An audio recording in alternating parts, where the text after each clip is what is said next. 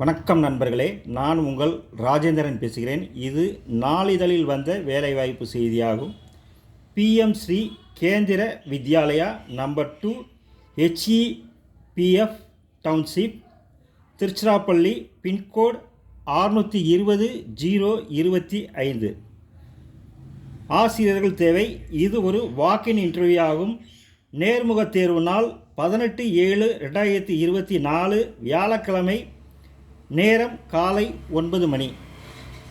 Subjects TGT WE, TGT maths, TGT English, TGT Sanskrit, PT coach, volleyball preferable, dance coach, special educator, music coach தேவை என நாளிதழில் விளம்பரம் வந்துள்ளது.